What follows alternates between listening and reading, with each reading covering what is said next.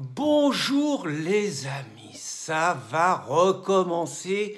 Les campagnes islamophobes vont reprendre de plus belle.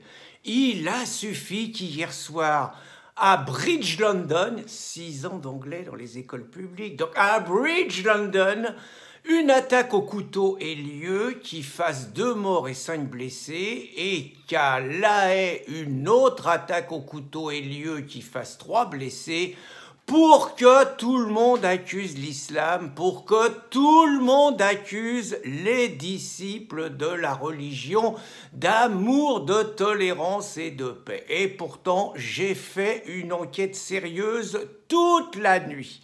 Eh bien, voilà les premiers fruits des résultats de mon enquête. À Londres, l'année dernière, 15 000 attaques à l'arme blanche ont eu lieu. Vous n'allez pas me dire que les 15 000 attaques, c'est que des musulmans qui les ont faites. Elles ont créé 135 décès. 70% des jeunes à Londres de 8 à 24 ans ne se sentent pas en sécurité. Alors je vois d'ici les racistes, les islamophobes, l'extrême droite, les nazis, les fascistes, ils vont dire que c'est parce qu'il y a un maire musulman à Londres, Sadiq Khan, et que depuis ce moment-là, tous les Anglais d'origine s'en vont et qu'il y a des musulmans qui remplacent. Eh bien, Sadiq Khan, il a amené la réponse à ça. Le maire travailliste, grand copain d'Anne Hidalgo, il a expliqué que s'il y avait une explosion du nombre de coups de couteau, c'était à cause de l'austérité, c'était des conséquences sociales.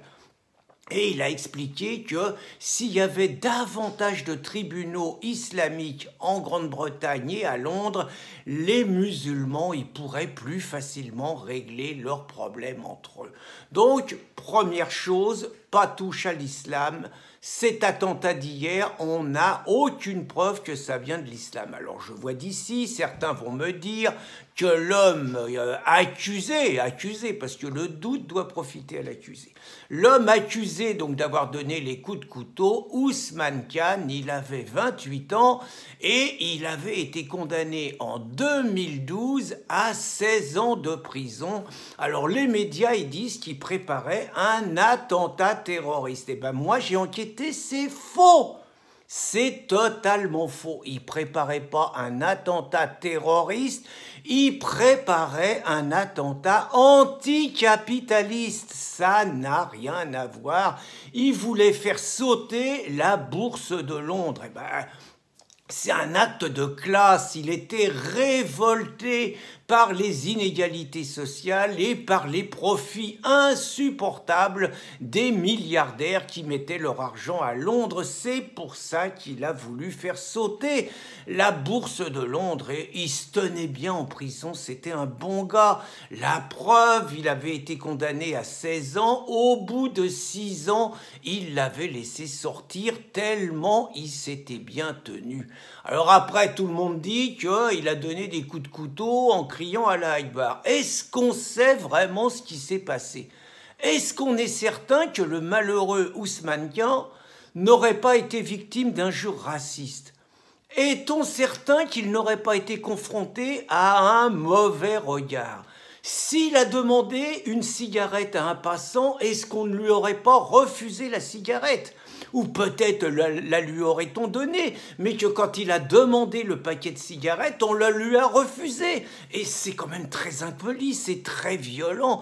N'aurait-il pas croisé une Anglaise avec une tenue particulièrement indécente? Je veux dire, on ne saura rien de l'enquête parce que c'est ce qui est extrêmement grave.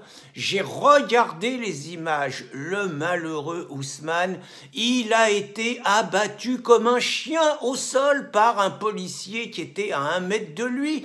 Alors qu'il était immobilisé au sol, on craignait plus rien.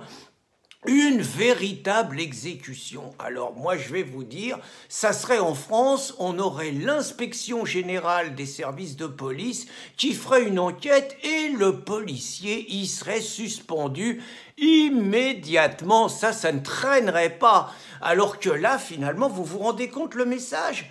Si les policiers se mettent à tirer sur tous les malheureux qui ont un couteau et qui crient Allah Akbar, mais parce que c'est un rituel, mais ça va être une hécatombe, ça va être une boucherie islamophobe. Donc moi, je voulais quand même préciser, continuer à préciser ce qu'a dit le ministre de l'Intérieur, Castaner.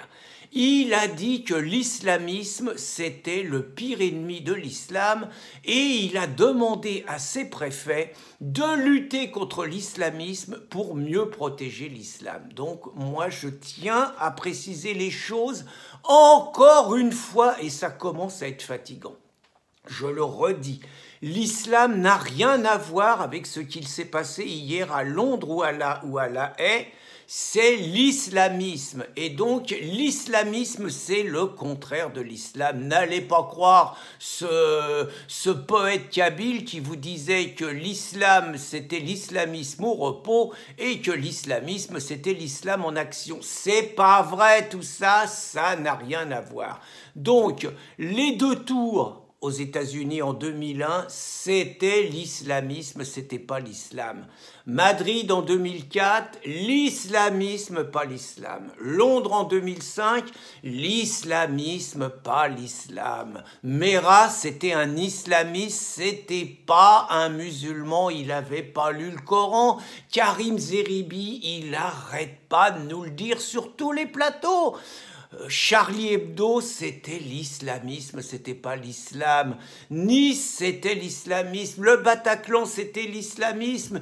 Et d'ailleurs, pour aller plus loin et pour clore définitivement le débat, quand le chercheur américain Bill Warner explique que depuis 14 siècles, il y a 270 millions de morts dus à l'islam, il se trompe, l'islam n'a rien à voir avec tout ça.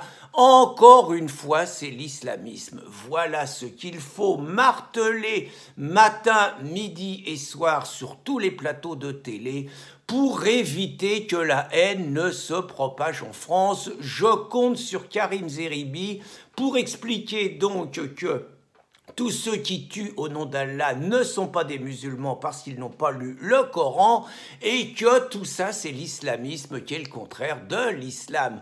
Bon courage Karim et bonne journée à tous.